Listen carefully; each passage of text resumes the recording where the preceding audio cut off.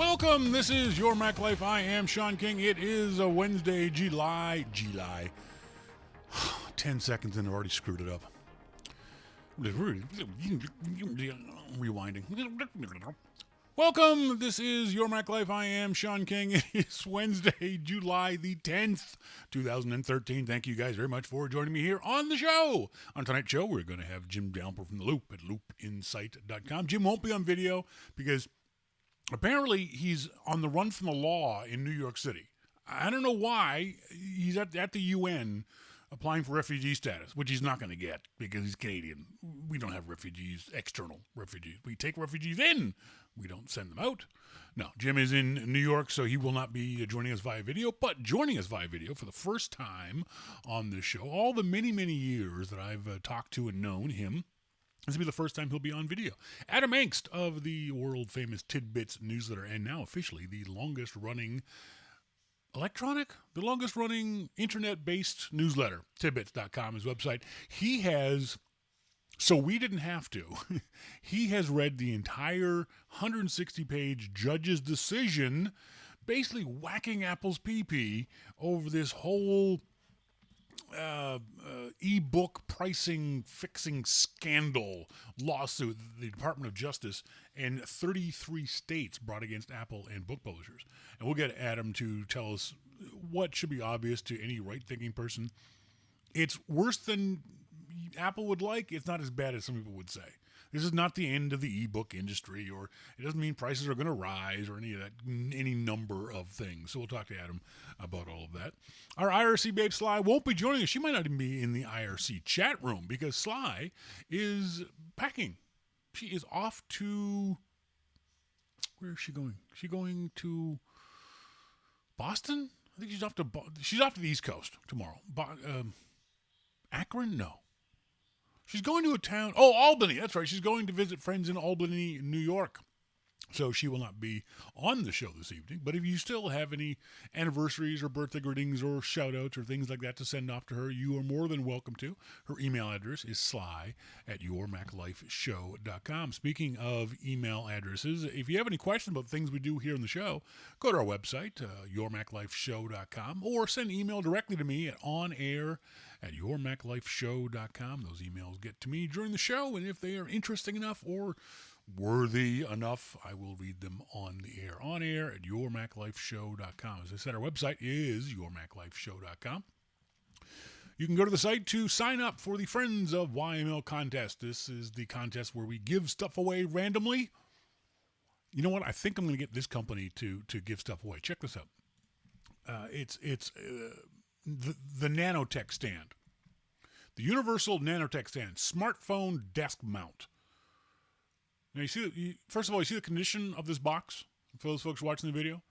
This is what the box did to my thumbs. Look at both my thumbs in the same spot. Have been just ripped open, gushing with blood. If you don't look at the blood, avert your eyes. Avert. I hate packaging like this. That in order to open it up, I had to give blood. So these folks so I get the product out of the box, and I'm already pissed off at the company. Company, by the way, is Bracketron. Let me make sure. I think it's bracketron.com. Someone go to the URL and tell me.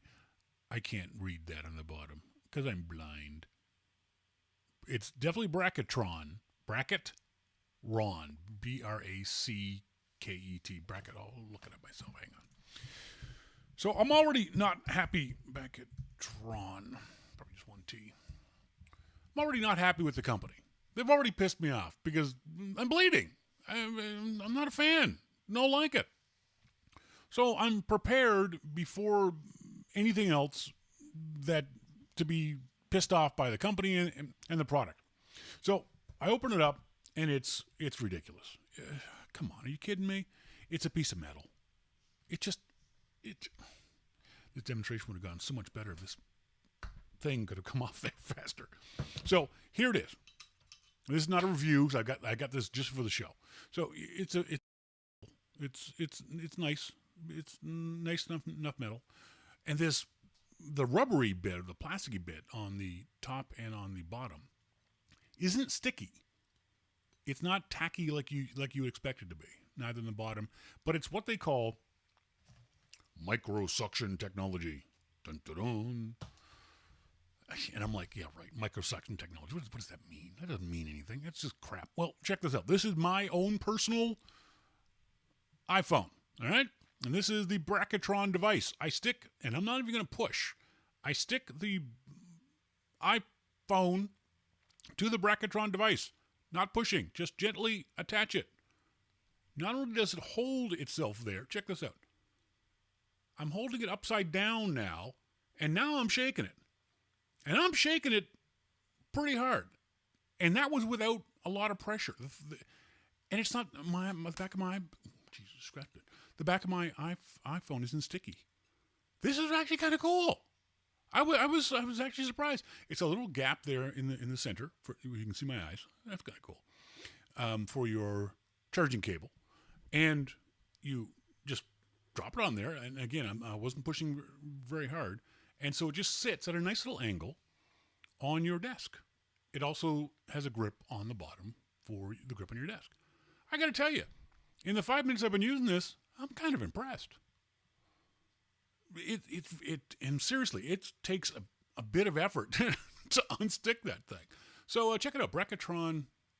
I'm going to get those guys to give us some of those. But we've also got other things to give away. YourMacLifeShow.com, top of the page, friends of YML, or subscribe to Your Mac Life, and you can win prizes when we announce them. Generally, I try to do it at the end of the show, but sometimes I forget. So sometimes you guys remind me, sometimes I forget. Incipio.com, Joby.com, Lowpro.com, AcmeMade.com, pad and quill cases. Olo Clip are all folks who give stuff away to us. Where I can see this barely. Monty, that microsuction stuff has amazing gription. Yeah, it's really surprising. Seriously, I'm very, very impressed with how grippy that thing is without leaving that tacky, that tacky feeling you get for some of these products where they use an adhesive. But this, apparently, from what I've seen on the website and from the description, it's actually little itty bitty, teeny tiny, minuscule, little itty bitty suction cups. If you're watching the video, you can see that. That's what they show on the back of the website. Sorry, on the back of the packaging. It's made up of little, thousands of little itty-bitty tiny suction cups. So it's kind of a cool product. I'm going to give some away. I don't know how much they cost. What do they say on the website?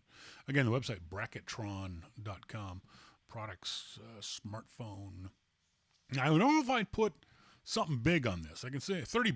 Website, Nanotech Stand is the product I've been looking at. And they've obviously got a bunch of things for GPSs in your car, for your body, sport cases, dash mounts, all that kind of stuff. So if you're interested in that it's a very clever little device and very elegant. I like it. So bracketron.com is the website. Later on the show, we'll be talking to Adam Engst about the ebook fixing. Adam's a guy to talk to because he is an ebook publisher. I don't know, you guys should know this by now, but tidbits.com is the folks who published the Take Control books. The latest version is the Take Control of Launch Bar. If you're a Launch Bar fan, you can pick up the takecontrol.com is the website. You can pick up the latest ebook. They're usually between $5 and $10 for the ebook from the folks at Tidbits. Always well written, always well edited, because Adam and Tanya do the editing themselves. So check that out at takecontrol.com. So we'll talk to him about the ebook price fixing scandal, and then we're also going to talk to our good friend Jim Dalrymple from The Loop at loopinsight.com right after this break. So stay tuned. This is Your Mac Life.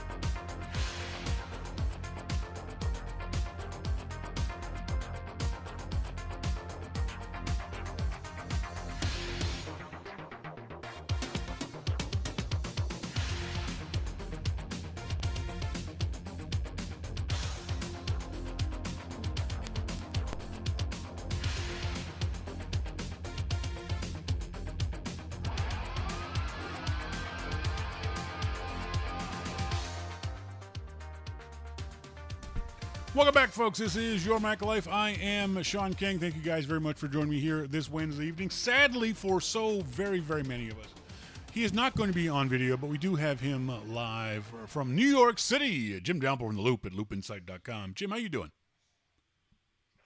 I'm doing good. How are you? I am good. You're in a bar in New York. Why? Drinking. Just all right. You know that's a fair assessment. I actually have no problem with that. Now you said you were. I was very surprised that last week you were impressed by Air Canada. For those folks who don't know, Air Canada, possibly one of the worst airlines in the Western Hemisphere. Yeah, they actually left on time and arrived on time. Which is surprising. And you hate Air Canada. You're like many Canadians. You for a long time refused to fly Air Canada, didn't you? Oh, I haven't flown Air Canada for like a decade. When I fly to Europe, I fly backwards to New York or Philadelphia and then fly back over my house so I don't have to fly Air Canada. Exactly. That's how much Canadians hate Air Canada. We're willing to go backwards to avoid Air Canada. Yeah, it's pretty sad, but it is awful. Well, let's talk about the news of the day. Let's talk about first of all we'll talk more in depth with Adam Engst of Tidbits about the Apple Ebook case today. What are your initial thoughts on it? I'm pretty sure you probably haven't read the ruling as Adam has, but what were your first thoughts when you heard that the judge had ruled against Apple? I saw that just before I left, I got something posted that they lost the case. They are appealing, of course. But I don't know. I don't know if I was really surprised or not because all of the book publishers already settled, which means to say that they were guilty. You know? Yeah.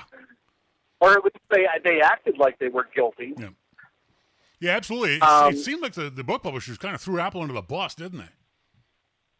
Yeah, they did. Now, Apple seems to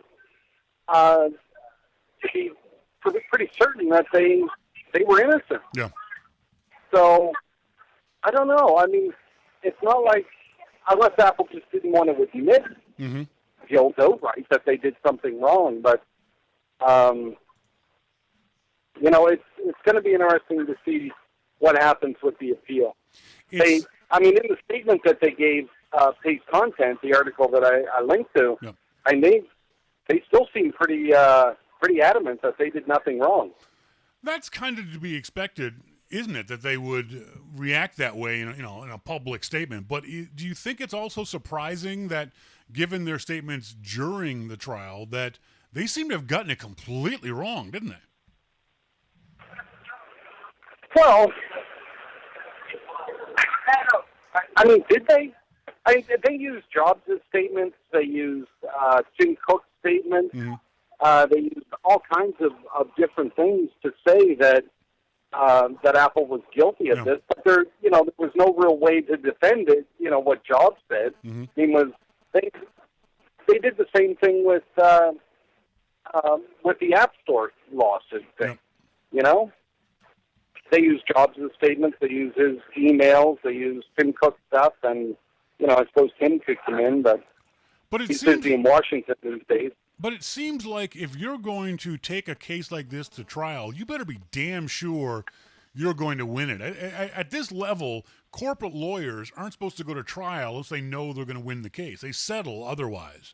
And Apple said very, very early on they were not going to settle this case. When they started saying that, I thought, well, they must be pretty sure they're going to win. So the vehemence with which the judge slapped down Apple, I think might even surprise Apple. Do you think? Well, I think it must have, because what did the judge say? That they did it brilliantly? Yeah. I mean, that's a pretty hard smackdown, I think. Oh, yeah. Yeah, they gave. I don't think the judge gave Apple a whole. I mean, they will appeal, of course, but I don't think the judge gave Apple a whole lot of wiggle room there to find grounds for appeal or grounds to take this much further. No, well, I mean, they will find a way to appeal it. They always do. But, that's what the interesting part is going to be. Yeah, I agree. So? Another story that was very interesting, and I'm surprised at the level of restraint that you, Jim Downpearl of The Loop at loopinsight.com, showed on this story. BlackBerry CEO asked for patience. There was no cursing in there, Jim. There was no laughter. There was nothing. Have you gotten bored with RIM? I am bored with them. I mean, it's terrible. When a story comes out that RIM's quarterly meeting is coming up, and the headline is that the investors are going to ask serious questions. Yep. I mean, they're as stupid as the CEO, the investor. Yep. You're going to have serious questions now? You're in the toilet already. No, I agree. You know, the time for serious questions is long gone. That was 2007. Yep. You know, and they let that go by. And, you know, all this time since, what is it, the Z10 was released, the BlackBerry, the company has been saying, oh, it's selling really well. And, you know, people in companies in the UK were saying it's the best-selling BlackBerry that they've had in years. And, well, how did they miss all the numbers then? Yeah, yeah.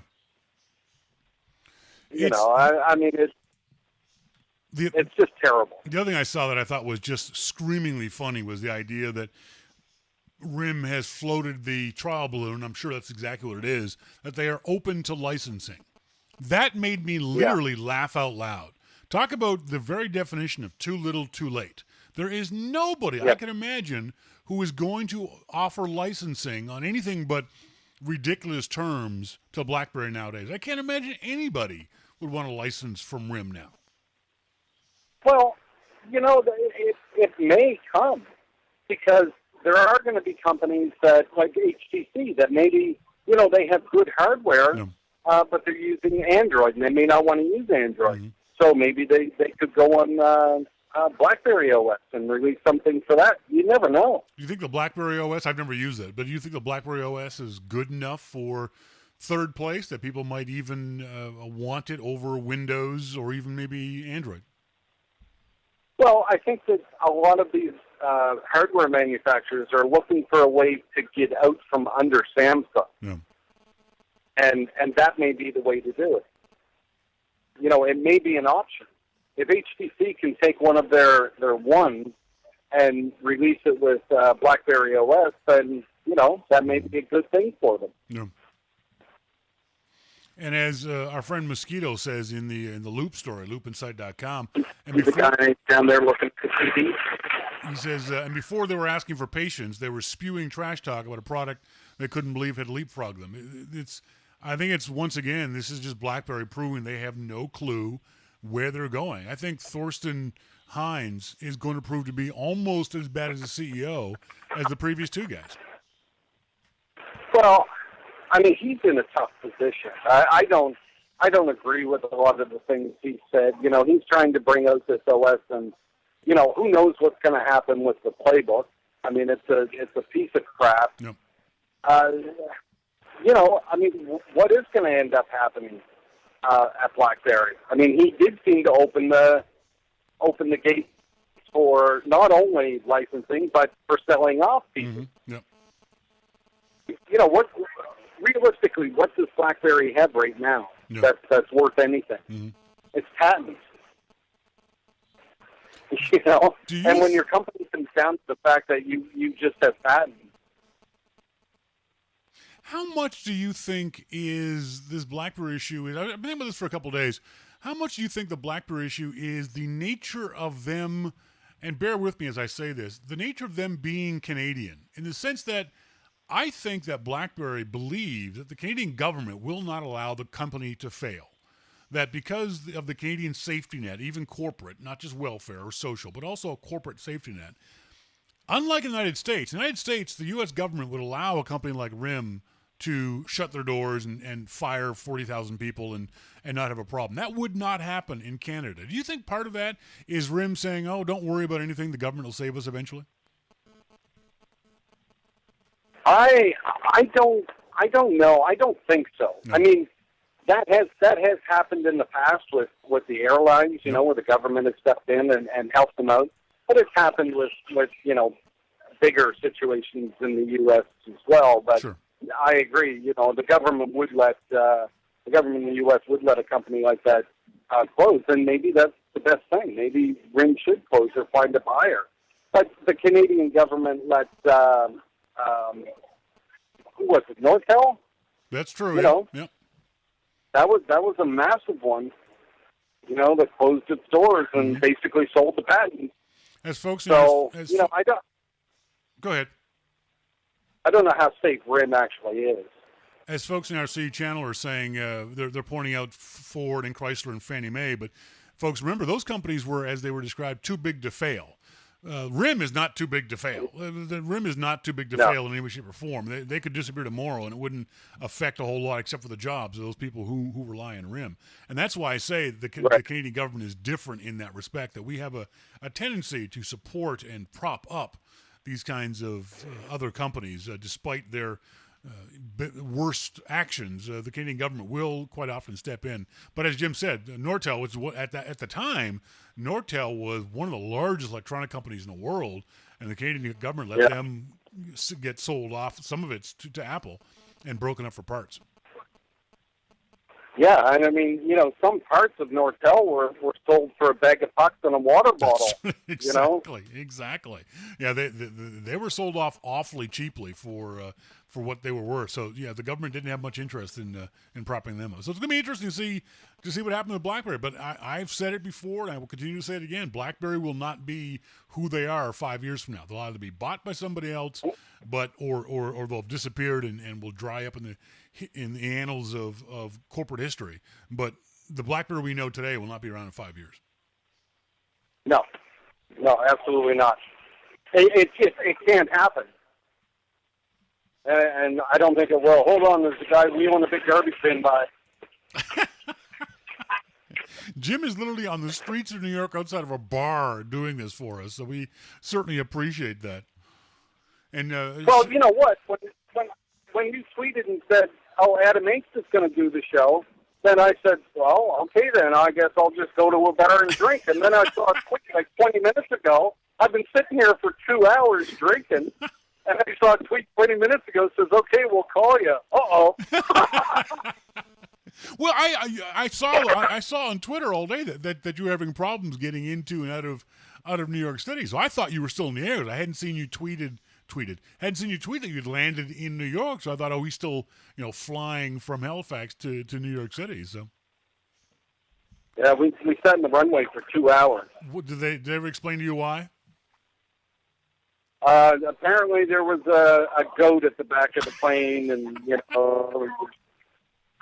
I hate. He was being unruly. I always ask for the no goat section. They still stick me back there. I know. So annoying. Well, most of the time these days, the goats are sitting in front of me. So So, are you still not going to tell me why you're in New York City? I'm drinking. I told you already. I thought you made that clear. That's right. You were perfectly clear. I love the story. First of all, go ahead. I started to run out of Heineken here, so I told Monique to go to the store, and I hopped on a plane and come down here until she fills up the fridge. That's right.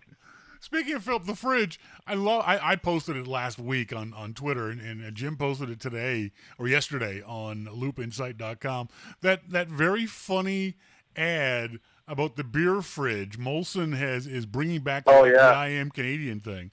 And folks, if you haven't seen the video, if you listen to the archive, go to loopinsight.com and check it out. It is so funny.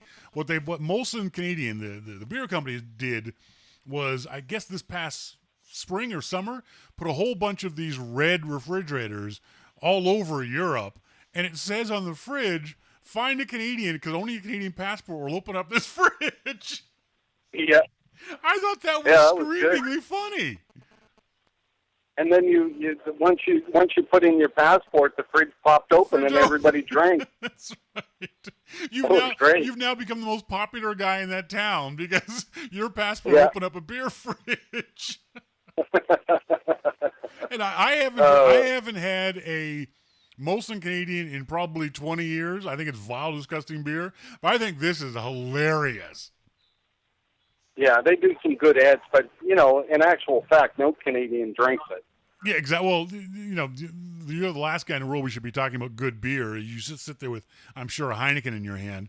But their advertising is very, very good. It's very clever. This is a takeoff on, for those folks who remember 10, 15 years ago when they did the I Am Canadian ads, which were a classic. This is the same kind of thing. So, yeah, I think it's a wonderful, wonderful ad. It's also very, very poignant too, because so much of Canadian identity is wrapped up in beer in general.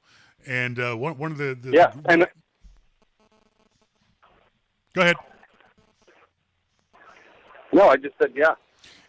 So it's really nice to see that Molson is tapping into that and using that in these kinds of ads and all around the world. That was very, very clever, very funny ad. Yeah, I agree. We're gonna let you go because I know you are a busy man. You have to get back to your Heineken before it turns into skunk beer like it was when you opened it. I want to say thanks to Jim. You guys didn't do wow. Sorry. You and Dan didn't do the other story, folks. Very important. Jim posted this. I'm sure at the urging of his daughter. Lupinsight.com. Don't be an asshole. If you leave your dog in your car, you're an asshole. There's no other way to describe it. I know your lovely daughter Nicole has been on this on Twitter for a while. There have been dozens of dogs and children who have died already this year.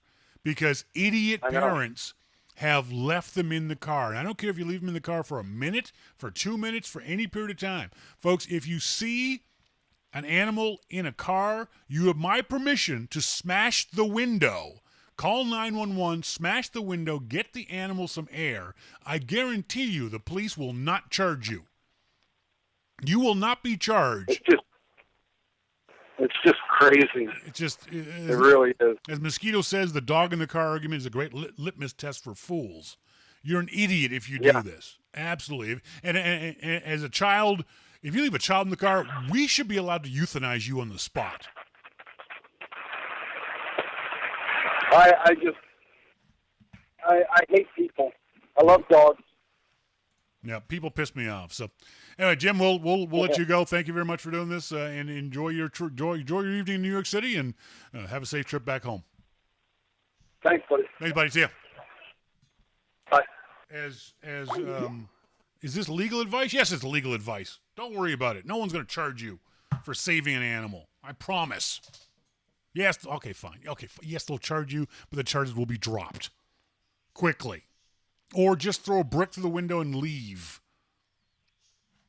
Call 911. Do not leave an animal in a car. If you see a child in the car, you can definitely legally allowed to. Actually, you know what? I'd be willing to bet if you saw a child in the car in those kind of heat conditions, you might be legally obligated to free the child. Because wouldn't that be child endangerment if you didn't open the window, smash the window, find some way to free the child? Mosquito says there are lots of state police departments that are behaving way out of the traditional roles in the past year. Very disturbing. They finally issued a company policy. I'm reading a whole different stuff. Never mind. But yeah, Jim has an article up on lupinsight.com about how hot does it get in a parked car. And it's a video with a doctor doing this test. And remember, this is a human being who can make decisions on his own. You can't do this to an animal. You absolutely can't. I guarantee you that if I see a dog in a car, I will smash the window. I will call 911, and my ass will stand there and wait for you to come out of the store. I guarantee you it's exactly what I'm going to do. I'll wait for the police. I'll wait for you. I'll wait for everybody. Because I will not be a happy camper if you leave an animal in a car or a child in a car. It's just insanity. Absolute insanity. Let's do some. We'll call Adam Engst in about what time? About 15 minutes. Let's do some emails while I'm waiting. As always, remember you can email me at onair@yourmaclifeshow.com. We get your emails at that address during the show. If you want to email anytime during the week, that address also works. So please do that. We talked last week about the video stream. Whether you guys want the video stream, like the video stream, need the video stream. And got an email here from Scott Thrift in Sydney. I got to assume that's Sydney, Australia, and not Sydney in my home province. Would love to see the video stream via YouTube as I am in Australia. The timing of the live show is a tad problematic. And it is. It's available on Ustream. I don't know. You know what my Ustream. Sorry, Ustream. YouTube. YouTube.com. Where are my videos? Shawn King.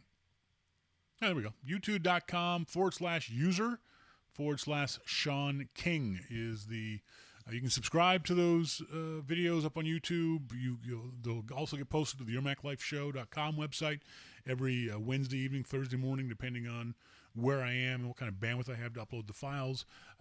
They're downloadable, so you can grab them on your own and put them on your device. Now, I don't know if I can post these to the iTunes store. I think I can.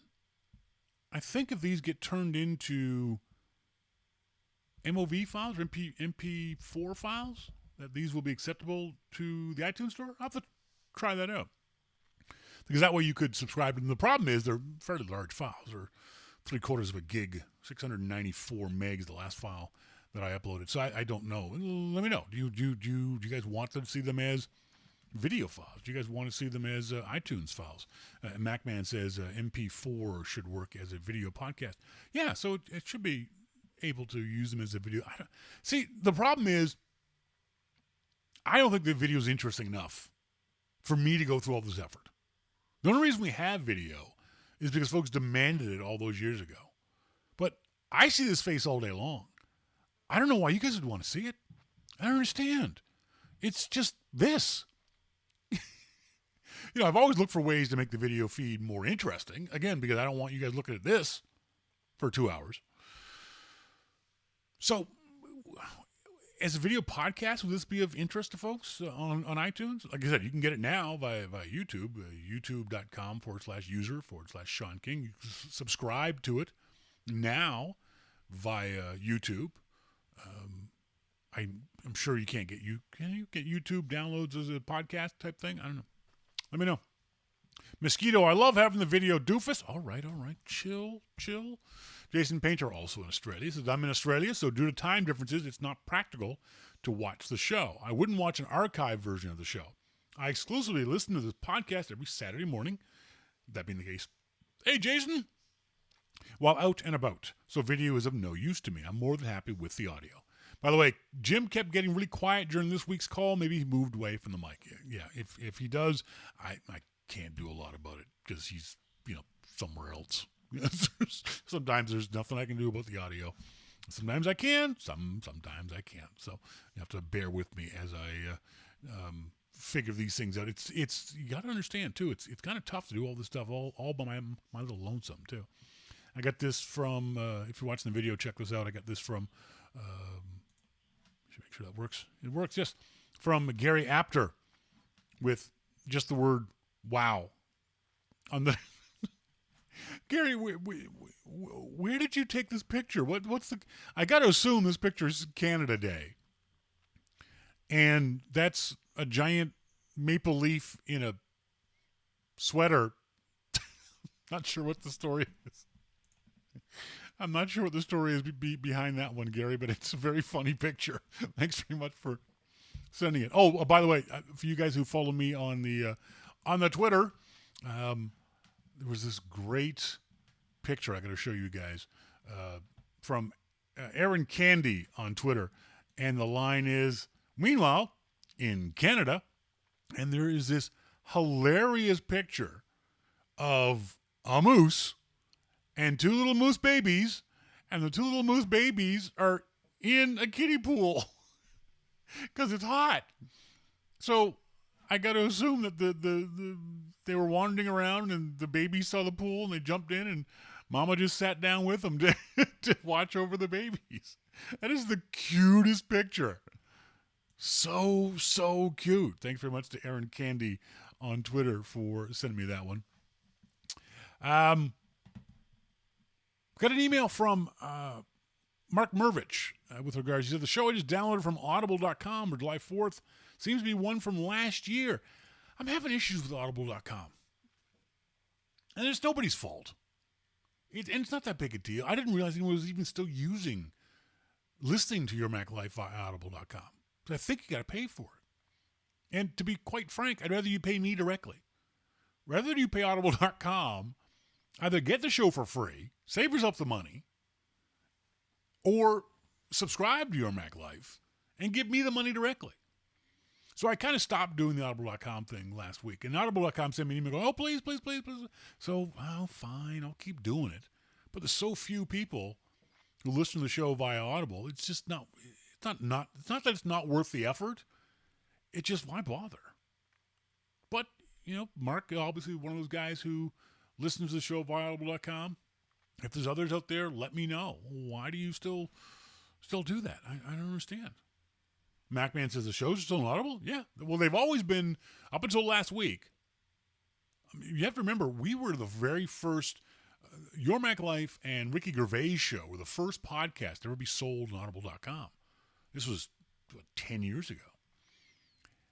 And over time, we just decided that we were going to make the show. Once we decided we were going to make the show free, I couldn't.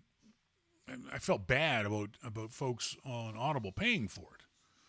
So we made the show for free. But some folks still paid for it on Audible, and I still got a check every now and then from Audible. It was a small check, like every 3 months it'd be $100. It was like free money. So anyway, Mark, that's what happened on last week's show. Karawa Chichi says, I'm not able to watch the show live via video and audio. Wednesday's date night for my wife and I. Well, that's dude, don't ever watch the show live. If Wednesday's date night, that's so much more important than anything I could possibly be doing. Much, much more important. It's all iTunes for me on Thursday. I'm sure others are really enjoying it, though. Hope you are able to Skype Bill and Ian for the show one day. Well, thank you very much. I will pass that on to them. I got Happy Canada Day greetings from Airman Richard Gerard. And Matthew Higgins says, I wish I could be where you are. Temps in my area are projected to be in the low 40s. Low 40s. That's Celsius, which means that's upper 80s, low 90s in good old American. We've had lovely weather here in Banff. It's been in the mid-20s, so low to mid-70s. Which is nice. That's kind of the perfect temperature. I was reading Las Vegas was 107 degrees last week. Phoenix got to be 119. And the first person says, but it's a dry heat, I'm going to slap. I don't care. 119 is 119. I don't care if it's dry or wet. It's still insanely hot. It doesn't matter whether it's dry or wet. It's hot. It's stupid hot. MacMan says 4 degrees Celsius is well over 100. Is it? MacMan 37 Celsius body temp, 98.8. Yeah, so 40 is over 100. Jeez. Oh man, I can't imagine that. Timothy Kane. Oh, the snood thing we were talking about last week. I couldn't figure out why he was sending it to me. He said he sent the snood. I sent that because I know you loved the game, and the word of the day came up as snood. I thought it was interesting. It was a real word. I know, a little random, but details of life is that way sometimes. Thanks, Timothy. I don't mind random. I don't have a problem of random. Lauren Finkelstein, our favorite Jew, says, yay, YouTube copy of the video stream is awesome.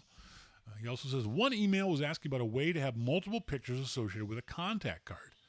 My solution is to keep my photos in iPhoto and use the Faces feature to tag people. On the iPhone, I sync over the photos, and, at least for now, the Faces albums are there in the Photos app. So, if I need to show someone what someone else looks like, it's an easy matter to open the Photos app, tap on Faces, scroll through the list of my contacts. Depending on the person's need, it's a handy workaround for me. Lauren says the Cloud app interview was great. It made me think to suggest someone else for the interview. Anytime you guys want to send me suggestions for interviews, I'm more than happy to listen. I may not agree with you. I may not think they're interesting enough. I may not have the interest. The thing I've always told folks is they have to be of interest to me. They may very well be of interest to you, and you may think they're fascinating, but if I don't find them interesting, I quite honestly can't ask good questions. It's this thing I've had. I'm not a Charlie Rose or a Larry King where I can interview everybody. I can only interview and talk to people that I have a personal interest in them or their product or what they have to say. So please send me suggestions anytime you'd like. Shawn at yourmaclifeshow.com. Happy to get suggestions from you guys about anything you might think I'd be interested in, but don't be hurt if I don't interview that person because they may not be of interest to me or they may not want to do it. It's the other thing too. I don't know if you saw the story earlier this week. How to Cook Everything. Mark Bittman from the New York Times has a free iPad app out called How to Cook Everything. I thought that'd be kind of fun to interview him. So I sent an email to his PR people, and they said no. Okay. I'm okay with that. I have no problem with someone saying no. They don't want to have an interview with us. So it happens sometimes. Right after this break, we're going to talk to our good friend Adam Engst from Tidbits at tidbits.com about the Apple Ebook ruling that was handed down today by the judge. This is your Mac Life.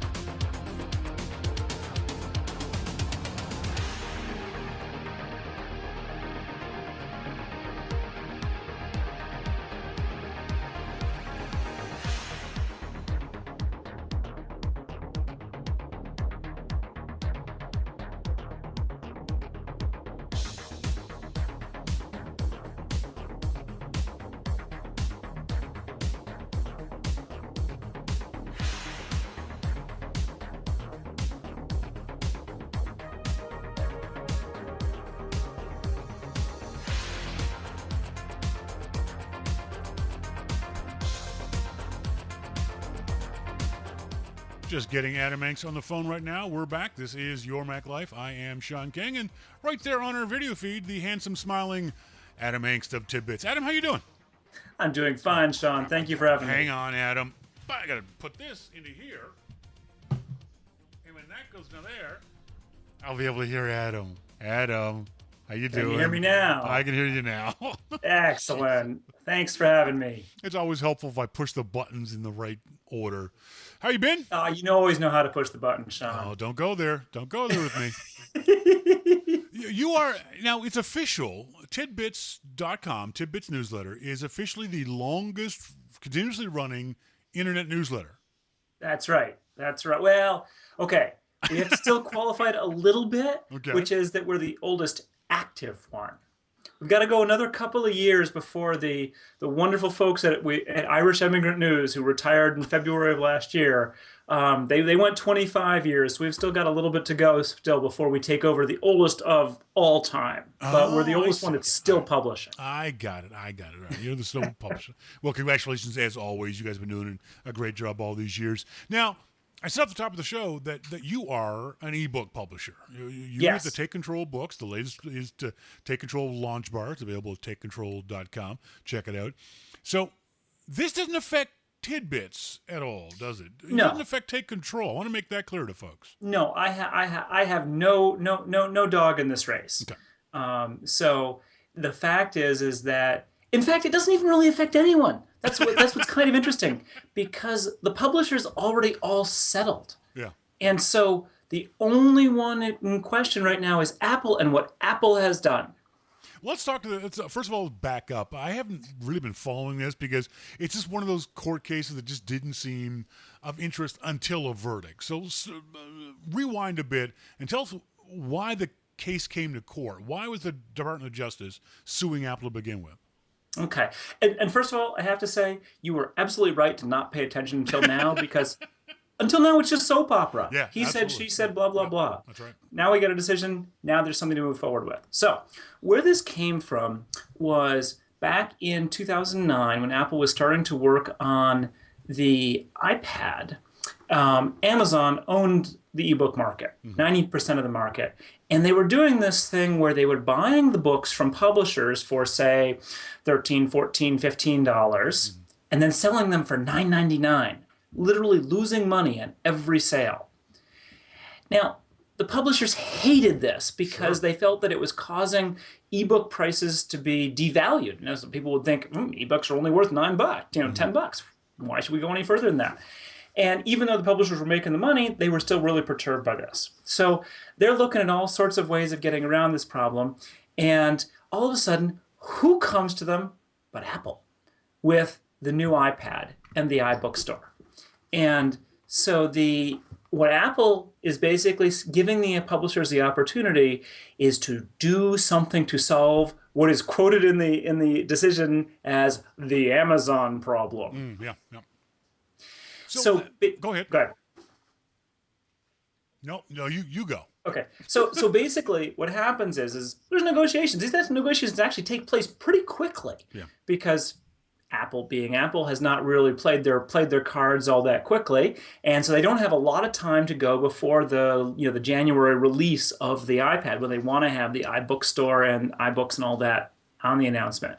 So Apple's doing these negotiations in really pretty quick time. I mean, they're moving fast, but the decision lays out in a really quite readable and interesting chronology what Apple does. They first go and say, hey, we'd just like to sell your books.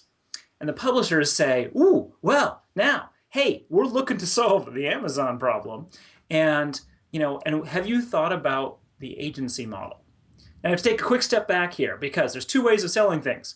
Wholesale model, which is what normally happens in books, where the bookstore will pay the publisher some amount off the retail price. So a book has a $30 cover price. Bookstore will pay $15. Usually it's about 50% off. And then the bookstore can sell the book for whatever they want. Usually that's more like, say, $25. So they're making $10, but it's still discounted a little bit from that cover price.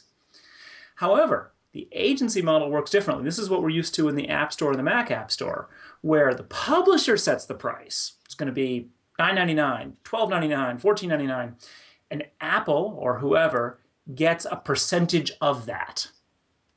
And with Apple, it's always 30%. So Apple was no novice when it came to agency pricing, and after a little bit of deliberation, initially they said no, and they said, well, okay, this sounds like a good idea. So Apple came up with this proposal to the publishers of the do agency pricing. All's fine so far, but here's where we start to get the problem, and this is where the issues in antitrust come in. So keep in mind, Apple's talking to all of the big six publishers who control 50% of the book market, 90% of the New York Times bestseller list. Yeah. So these are the big guys. Yeah. Apple says, first off, we want price caps.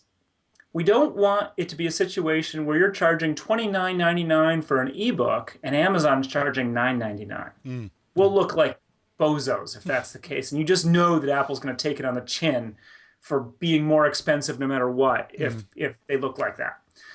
Second, Apple says, we want a most favored nation clause.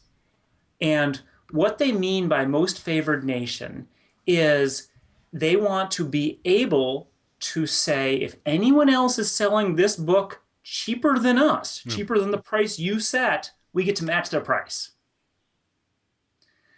Publishers are not real happy about these two clauses. They actually don't mind the agency model at all. Remember, they suggested that. But they don't like these two clauses because it gives Apple pricing power, whereas previously Amazon had pricing power. Okay. So aren't they just the lesser of two evils, or the greater of the same evils? Pretty much. But the publishers believe, and I'm not sure this is a rational belief, they believe that it is better to get into bed with Apple on the agency model than to be going with Amazon on the wholesale model. And so, but this most favored nation clause in combination with the price caps has an interesting effect. It means that the publishers essentially have to force all of their clients, all of their retailers, including Amazon, including Google, everyone, Barnes & Noble, to accept the agency model. Because think about it. If Amazon can still use the wholesale model and undercut Apple, then Apple's just going to match their price. And if the publishers are doing the agency model with Apple and not getting to set the price, they're getting hammered in both directions. So the publishers were kind of between a rock and a hard place. I mean, it's one of the reasons why they settled so quickly was they were sort of throwing their hands up and saying, we don't want any part of this, right? They were in trouble from the beginning. I mean, they're in trouble in general, honestly. Yeah, good point. Yeah, I mean, it's not a good situation for publishers. The bookstores are failing. Ebooks are cheaper than hardcovers. So they're not making nearly the profit margins they were before, and they're just in general worried. And so, for the publishers, anything to get out from under the thumb of Amazon, who was losing money on every stinking sale. Yeah, hand over fist, Amazon's been losing money. And this is Amazon, who we believe is losing money on every Kindle, or pretty damn close to it. So the fact is that that Amazon was willing to take it on the chin to own this market. And the publishers didn't like that one bit. Because why not? They want to own this market. They're the publishers, for goodness sake. But doesn't that mean at the end that once Amazon does own the market, that then they can raise the prices once they've driven everyone else out of business? The idea is, all right, we'll take it on the chin for X period of time, lose X millions of dollars. But once we get control, a stranglehold on this, then we can raise the prices. But doesn't that bring up the whole monopoly idea anyway? Absolutely. And this is one of the big mistakes that everyone's making when they talk about this stuff. Is they're saying, why is everyone focusing on Apple? Apple, wasn't the party who was doing all the bad stuff here. It was Amazon. Well, that's true, except for the fact that Apple's the one the suit's filed against. Amazon isn't involved with this lawsuit. They are simply irrelevant to it. Does this lawsuit make Amazon happy? Yeah, it does, actually, because it gives Amazon back the pricing control. No. Keep in mind, Amazon actually so Apple does this agency pricing, price caps, most favored nation. Those three things. Publishers instantly go to Amazon and Google a little bit later and say, you're going to agree to agency pricing. Amazon kicks and screams, but they have no choice but to accept, because they literally don't own the books. I mean, they can't. Sure. They have to make the deal. Amazon, here's the ironic part. Amazon makes way more money under agency pricing. The fact that they don't like it is because they lose the pricing control to the publishers. That's what the whole battle is about, is who gets to set book prices. Isn't this fascinating? Doesn't this mean that it twists traditional retail on its head? In the sense that Apple has what they call MSRP, minimum something pricing. Isn't that the way it's supposed to be? That the guy who owns the product, creates the product, dictates what the price of the product is? I would think. I don't know how it breaks down. There are multiple different business models, but the simple fact is, not generally, no. Yeah. Generally, you buy wholesale, sell retail. No, at whatever price you want to. Any price you want to. And usually pricing at the consumer level is dictated by the competition. Sure. So if you're a grocery store and you want to sell peppers for $15 a pound, well, you can do that, but your competitor across the street's going to sell them for $2.99 a pound, sure. And you're going to lose. Yep. So here's the other thing that people are constantly mistaking in this whole thing. There's like, oh, but Apple was the only competition for Amazon. No, Apple wasn't any competition at all for anyone, because Apple had this combination, agency pricing, price caps, most favored nation, that caused the ebook the publishers to get agency pricing for everyone else. What that meant was that everyone was going to charge the same prices across the entire industry. So you could buy the same book at Amazon for $14.99, it's at Apple for $14.99, it's at Barnes & Noble for $14.99. There could be no competition on price. It was inherently anti-competitive. So the fact that Apple came in and became an alternative to Amazon was sort of competitive, but the fact that they caused prices to go up and become standardized across the industry, which, if you think about it, means that no one else could ever break into the market. Why would you break into a market where the prices are set? That's a good point. So a new company couldn't come in and offer that same book for $9.99. Nope. Price competition Okay. disappears under this system. And that's what the Justice Department was complaining about. And that's what the judge is pointing out. So, I mean, I'm not a lawyer. I don't play one on TV. But the fact is that Apple's going to have a hard row to hoe when it comes to convincing the Court of Appeals about some of this stuff, because we're getting into increasingly refined legal interpretations that when you look at the effects that this was going to have, it was pretty clear that prices were going to go up, and they did. They went up about 18% overall, 18 or 19%.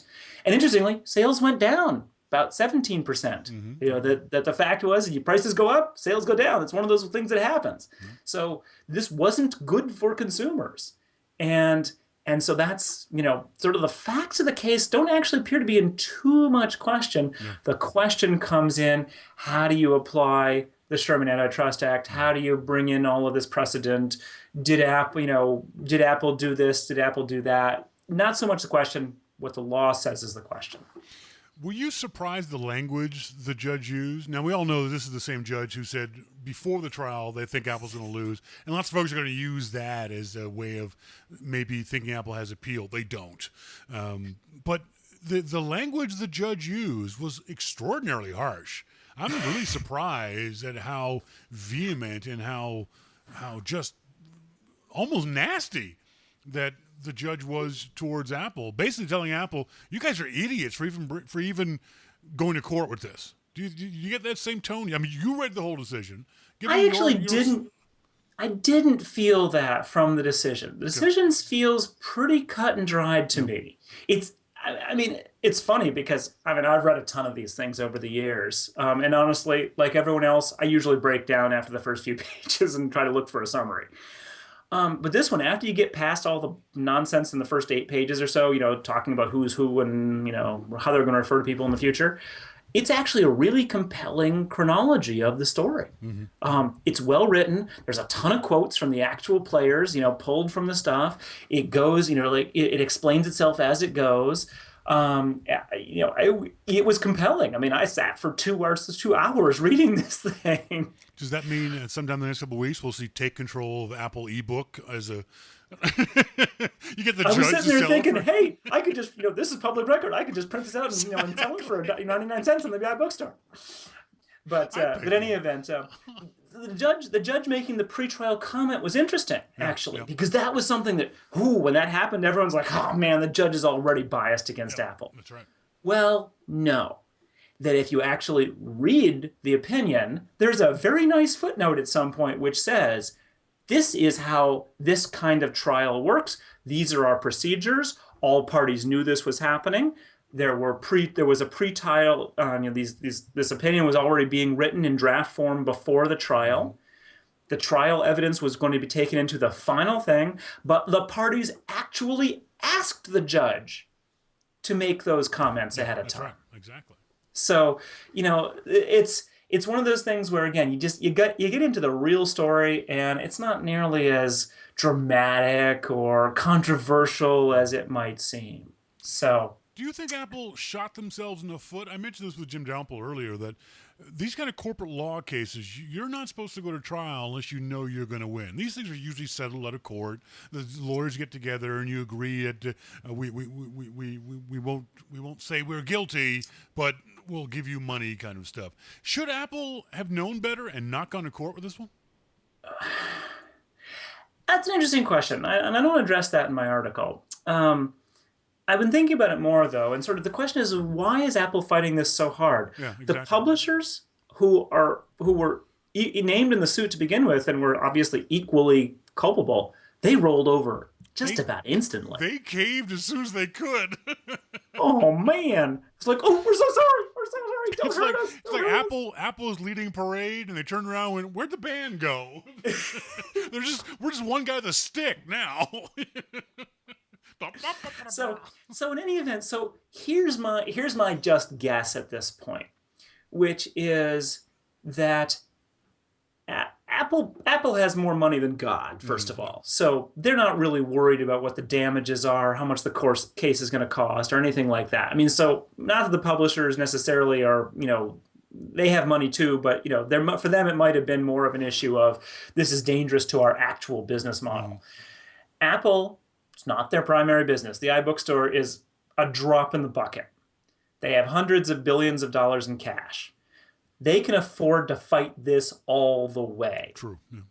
And I believe that it is in Apple's best interests to fight this so that even if they don't win, which I'm sure they would love to, even if they don't win, they can go down swinging, saying that they believe that they were in the right the whole time and that they're good guys. True. Yeah.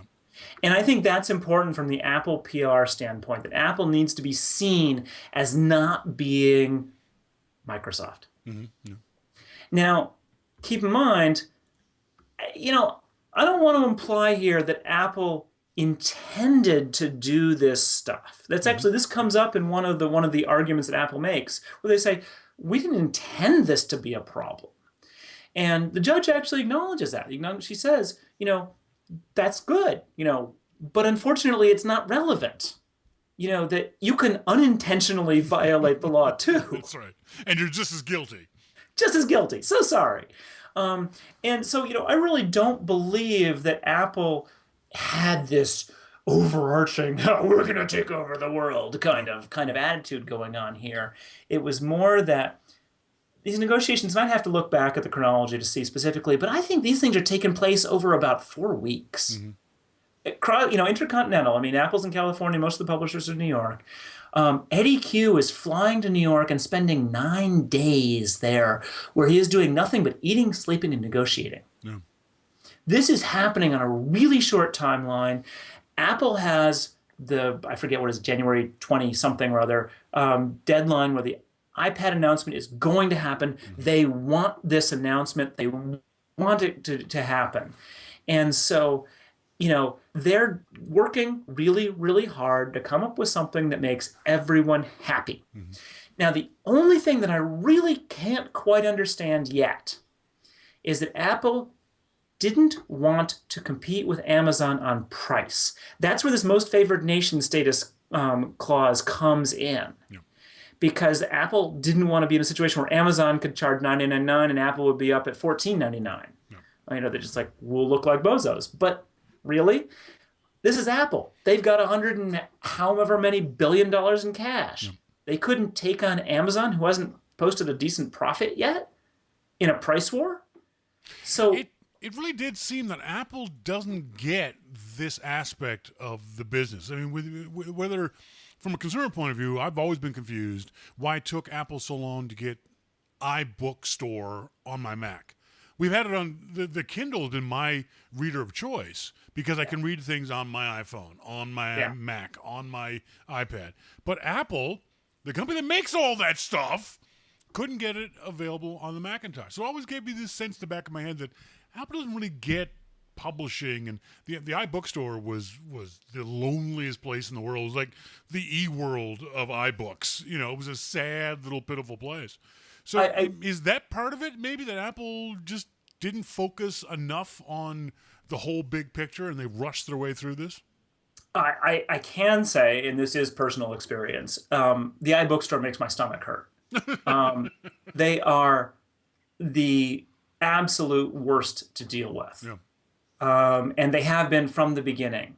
And I've dealt with a lot of ebook retailers over the years in various contexts, and usually people are pretty reasonable. But Apple was, from the very beginning, it's our way or the highway, and so sorry, our way is obnoxious. Yeah. Actually, I shouldn't say that. They never apologized. They just, they have actually, for instance, they will reject a book if it has a price on the cover. Mm-hmm. Okay, maybe that's confusing to customers, but they will reject a book if it mentions another ebook retailer in the book.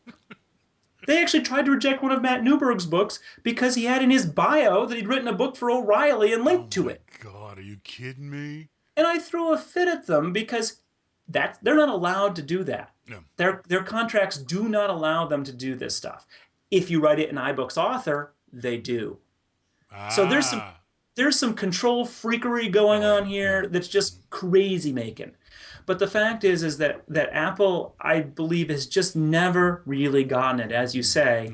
And this may be an example of that they don't really understand the infrastructure. So, for instance, I mean, one of the problems with the agency model that Apple provided, and to be clear, the publishers were all into this. Sure. Publishers were happy to take it on the chin in the short term for longer term control. Agency model, publishers earn less. Yeah. Authors earn less than the wholesale model that Amazon was using. So how is this? Because consumers pay more, publishers earn less. Yeah. How is this a good thing? It's the worst of all possible worlds. It's only a good thing because the publishers get a little bit more control over their pricing. And I say a little bit because Amazon's selling this stuff for $9.99. Apple basically said to them, you're going to sell it for $12.99 or $14.99, depending on the hardcover cover price. Is that much better? And there's no doubt I noticed it in my buying habits. Because in my mind, I was willing to spend, because I love books, I was willing to spend $10 on an ebook. And I saw when that price jumped from $10 to $12.95, $14.95, and I pretty much stopped buying books. Now, yes. I still read the book, but I went to the store and bought the paperback. And I paid more for it. But at least then I got a physical copy. I could give to friends. I could put on my bookshelf and it would look pretty. To me, that's, and I'm talking paper, I'm talking Stephen King type books. I'm not talking about paper history books or textbooks, things like that. Just the pulp fiction type stuff. $9.99 is what I'm willing to pay for an ebook. And so when the price went up, I absolutely stopped buying ebooks, unless it was something I really had to have. And that was exactly what we saw happen. Within the 2 weeks after Amazon is forced to accept the agency model and the prices go up, sales drop by, again, an estimated 17%. Mm-hmm. People stop buying, or they defer their prices, or they do other things. And I mean, I want to be clear here. Apple lost this, but I will say, and I'm not going to argue whether or not Apple did the wrong thing. That's sort of up to the courts to decide. The simple fact of the matter is, Amazon is actually the bad guy here. Mm. They started this with the whole loss leader sales thing. Yeah. And, as the judge is very clear about this, all the people are going on about, what are you picking on Apple for? It's Amazon's fault. Well, it may be Amazon's fault. But the fact is, this lawsuit is about Apple. If someone wants to sue Amazon, that's a whole nother ball of wax. And frankly, I'm going to be surprised if someone doesn't do that because they're becoming ever more dominant. That's the next target of the Department of Justice? You have to wonder why. I mean, if not, I mean, the only thing is it's a little bit, the numbers are still a little bit iffy, but in 2009, Amazon had about 90% of the ebook market. The iBook store seems to have taken about 20% of that, around there. The various other parties have got about another 15% or so. So Amazon might be down to 65% of the ebook markets. They may not have quite the dominant position they once did, and they're raising prices again. Mm-hmm. So, who knows? And they're not, because the deals with the publishers, the settlements, basically said no more of this lost leader thing. Not entirely sure how they quite got Amazon to do that, but that's another story. I haven't figured out the entire settlement situation yet. The bottom line of this is that consumers are being hurt. The prices are going up. From the consumer side of things, this is bad in every possible way. But look at it from Apple's point of view. What's the penalty? What's the Department of Justice going to do? To me, it seems like they're just going to say, "Bad Apple, no biscuit," and move on. There's no real penalty for breaking whatever laws the DOJ says they've broken, is there? Well, so the way it was supposed to work before Apple appealed was that the judge was going to set a trial date for another trial to determine damages. Yeah. I don't know how to interpret damages. Yeah, that's right. Does that mean simply a fine? Mm-hmm. And okay, so let's see. So Apple had, X percent of the market, and they had X percent of the best sellers, and they sold this many of them, and they were this amount more than Amazon. And so, how much money is that really? Yeah, yeah. And when you have $100 billion, do you care? That amount's going to be on Tim Cook's debit card. It's dinner. I mean, Exactly. so I really do think that the downside for Apple is probably pretty low. Something a number of people have asked also, and again, I don't really know this because I think that's sort of up to that question of what's involved in damages, is that does this affect the App Store or any of Apple's other businesses? And I don't believe so. The agency model itself is not in question. That's not a problem. It's only when it's done in collusion with all the big six publishers. And so I don't see any reason why this decision, even if Apple is held, completely and utterly guilty and loses in every case, I don't see how it should affect Apple's other businesses in the slightest. They are simply unrelated to these agreements with the publishers. Now, Apple has said they're going to appeal. It's the first thing out of every lawyer's mouth as soon as these cases are Appeal. And we'll take us right to the Supreme Court if we have to. We all know that speech. Will they? Do you think this is something Apple should just drop and get their spanking and move on, or do you think Apple will continue to fight this as much as they can? I think Apple's going to continue to fight it, and as I said, I really think Apple doesn't want to be seen as Microsoft. They even if they lose, the simple fact is that they're probably taking the fact that they didn't intend it. They weren't trying to be bad guys. They weren't trying to take over the world. And Apple gets a lot of boost from kind of being nice, kind of being the good guy, looking out for consumers. And so if they're held guilty of this, looks bad for them. And, I think, again, they've got the money and the legal staff to make this happen in terms of fighting it as far as they have to. And so I think it's purely a reputation hit. They are not going to look bad for fighting it, but they will look bad if they cave. Because if they cave, they're admitting it. Yeah. Even if they have the legal jargon of we admit nothing, but here's $1 billion. Precisely. If they go down swinging, everyone will say, well, I believe Apple or I don't believe Apple, but the fact is it will always be a case where there was disagreement possible. When Apple agrees to settle, oh well, they were just wrong. Folks, I've been talking to Adam Engst, the publisher of Tidbits and the writer of an article explaining the Apple ebook Price Fixing Suite, where he answers these and many, many other questions over at tidbits.com. Adam, I really appreciate you doing this. This was a confusing topic, and I'm glad you narrowed it down for me and helped me understand all this stuff. Anytime, Shawn. It was just surprising. I started reading this thing, and I'm like, oh, this is pretty good. I got to keep going. And when you said that on Twitter, I was like, oh, bull. There's just no judge's decision that's an interesting read. That's why I asked you to explain it to me. I was like, yeah, he's not fooling me. I'm not going to read it. No. And Josh Centers, our new managing editor, is asking me, he's like making these points and asking me these questions like, well, actually, no, that's not true. Actually, the judge was entirely right in saying things before the trial. And, actually... So, as you read through it, it's just like, wow, it clarifies so much. And it's a little bit like, sort of the Jobs biography in some ways, where it's telling you what these people are doing. That they're talking to each other, and these CEOs are having all these frantic phone calls, and, and this CEO is like more important than the rest, and that one's, kind of a follower and is going to do whatever this one. It's amazing what this stuff comes going. But in any event, so happy to explain it. And if people have other questions, ask them in the comments in that article, and I'll see what I can do to answer them. Fantastic. Adam Engst from Tidbits at tidbits.com. Thanks for joining me, buddy. Appreciate it. You're welcome. Have a good night. Bye-bye. Good night.